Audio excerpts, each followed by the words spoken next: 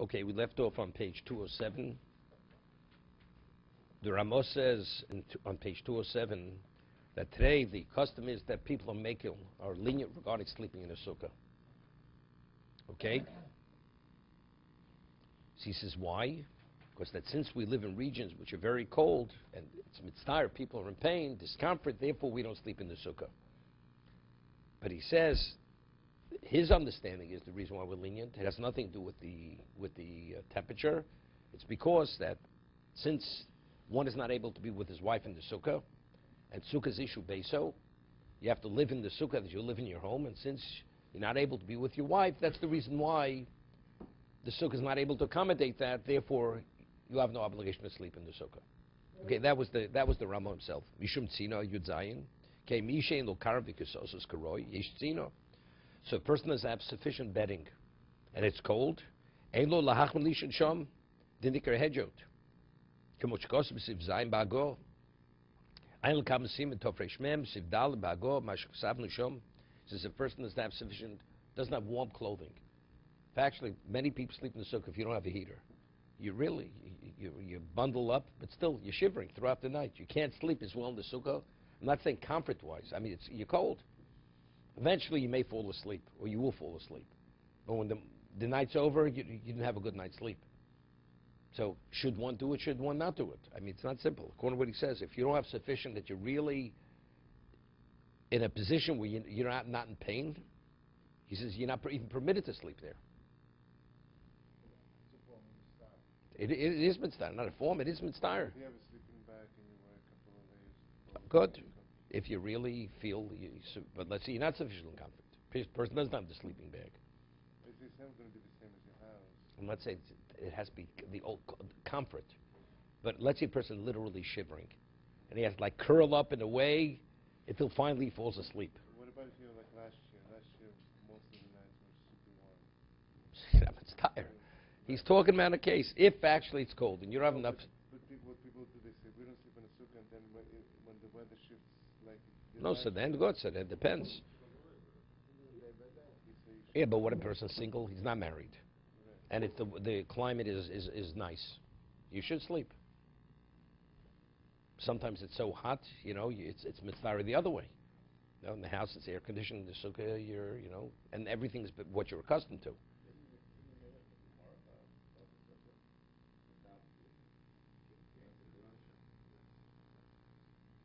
Yeah. That's tesvov with women. Potter. Biragra cholik al zed lo mifter mishum zeh v'gam moged avrom. Master mishum zeh lo nifter limit schus acher al olam mishum star shein yochel lisham sham mishto. V'inu v'vitam zeh mei mit star kol shein etzlo zman on achshov. Let's say it's not his conjugal night, where he has to be with his wife. Able lifter atzmin hasheno. Mash become achron demand the evshelo lishan emishto besuke ein lo sukkah miuchedes lo yevatos man on of leil tefilo.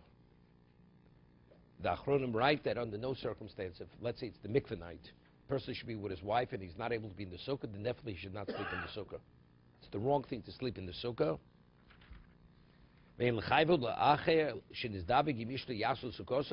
Say, well, be with your wife, then return to the sukkah. He remains in the sukkah, at home, in the house, until dawn. He has no obligation to go back into the sukkah afterwards. But if you flip the equation and she is in nida, then the reason... Not even a nida. We're not talking about a nida. I think that the reason that Ramo gave earlier falls away also. That's what they're saying. Gimel. Achila basukkah. Now we're going to be talking about the first night. Normally, mitzvah exempts you from the sukkah. You're not permitted to be in the sukkah.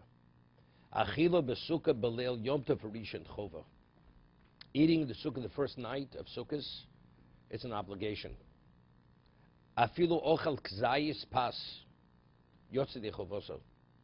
Normally, what is eating in the sukkah? We said it has to be more than a beya, more than 2 kzayis. It has to be achilas keva. The first night of sukkahs, even 1 kzayis is sufficient. You fulfill your obligation. More than the first kzayis, now it becomes non-obligatory. The person says, I'm not eating. I'll eat fruits and vegetables. We said before, one has no obligation. Rotza lechol suda soid besuka. You want to eat the meal, you eat the sukkah. Rotza eino ochel koshiva ela peiros ukloyos. Person wants to eat throughout the 7-day period fruits and roasted kernels. Chutz l'sukkah ochel. He's permitted. Kidei achilas matzah b'Pesach. It's similar to achilas matzah and Pesach. Right? You want to eat during the 7 days of Pesach. You want to eat grain, that has to conform with the laws of Pesach. You're not interested in grain, you want to eat potatoes. You don't have to eat, there's no obligation to eat matzah, but the first night, the Seder, you have an obligation. You have to eat the minimal volume of matzah to fulfill your obligation of matzah. 1 second. Hagor, therefore, let's say the first night, the Seder night, right? Normally we speak about Tosefes Yom Tov. You're able to add to bring in Yom Tov early. The Seder night, you can't bring in Yom Tov early, right? It has to be definitely has to be nighttime. Even the first kos, the first kiddush has to be made at nighttime. Of course, it's similar to everything is similar to matzah, right? It has to be done. The day has to begin in terms of the night itself. Nighttime has to come. Therefore, he says, the first night of Sukkot, you cannot eat unless it's definitely nighttime. Just as the kazayis, the afikoman, right? We eat before chatzos, midnight. Similarly here, the kazayis you eat, the first night of Sukkot should be before midnight. It's Gzera Shava. What? Yeah, but there's Gzera Shava. We have Tesvav. Hear this? He says, Erev Sukkot, you should not eat after midday, because we're speaking now at matzah. You're not supposed to eat something substantial, because you're not going to be able to eat the matzah with an appetite. Similarly here, L'yochal b'yom b'chatzos ve'elech l'shiochal b'sukkah l'te'ovon. Dumi d'achilas matzah, similar to matzah. We'll see.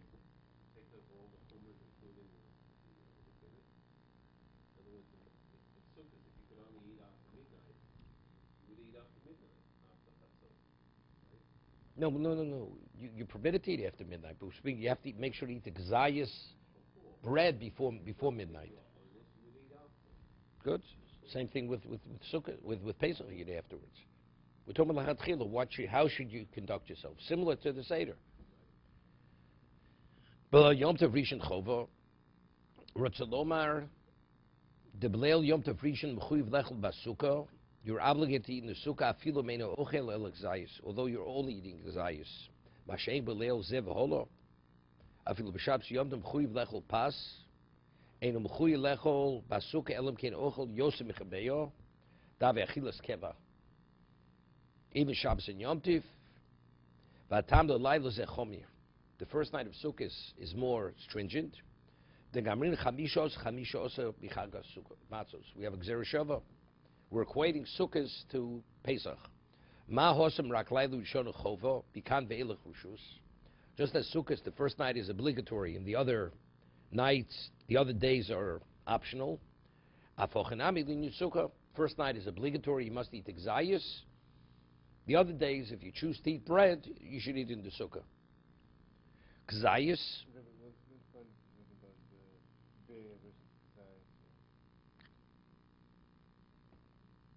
No, because a kazayis is obligatory, like similar to matzah. Yeah, but kazayis is less than beer. Less doesn't make a difference. So normally. If you want to be yotzei sukkah, you have to eat a beer. No. More than a beer. Achilas keva, something substantial is more than 2 kazayis. But here you're eating not because you have to eat achilas keva, because you're supposed to eat in the sukkah something similar to what you eat on Pesach. So Pesach, what's your obligation? Kazayis. Sukkot is to eat kazayis the first night. So in the first night you do Has nothing with keva. And that's all you have to do to fulfill this mitzvah. But that's an obligation. Right. Beyond that point, you have no obligation to eat in the sukkah any longer. I think you shouldn't wash on something that's only kazayis. It's not that. No, that's only say al til shidayim.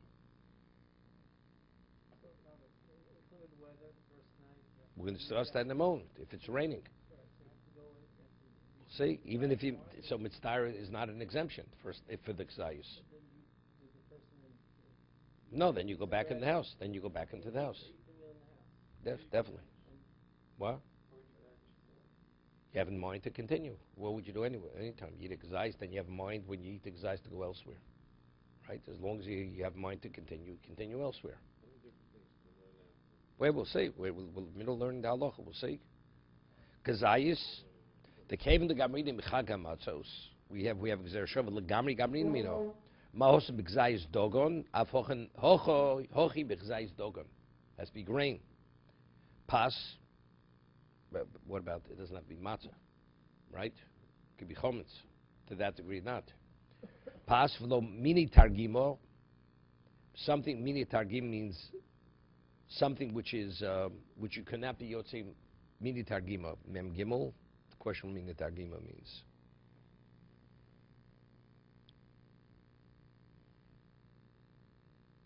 Yeah. Normally it could either mean cake, like pasa kisonin, cake, or it can mean fruits. Sveika the rice is the gamlo pas kisonin, ela pas gomrises, not cake. Yotzi de chovosa, davagav de b'shayom shir achilo chutz l'suka b'chebeyo, avalel rishon shu chova tvei, afilo boy lemechel l'gzais oso lo chutzalo. Hilkoch yotzi bonami al yedei suka, tzorch levorach leisha basuka al zeh. One says leisha basuka, although you're only eating a kazayus.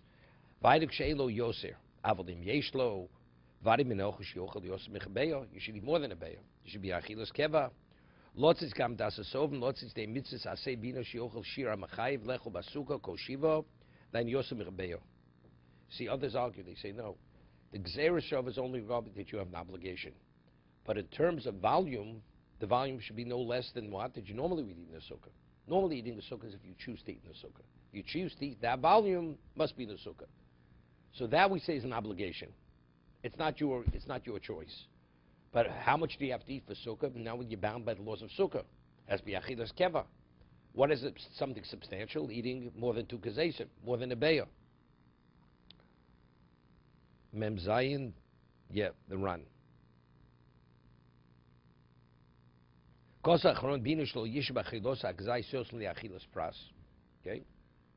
Also, it has to be within that 3-minute period. As at the Seder, when you eat the gzeis matzah, you can't just nibble over an extended period of time. It has to be eaten within k'dei achilas pras, which is 3 minutes. Identically, when you eat in the sukkah, the gzeis should be eaten within that period of time. Kol shiva chol hamoed avu shabbos yom tzorch lecho gzeis pas achlo boy sukkah.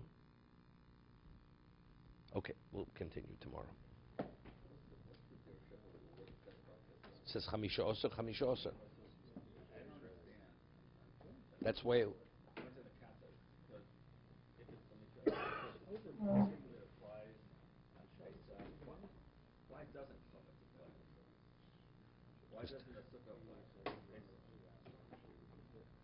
Because it's only, Torah says it's only a sukkah, it's not. Only which? No.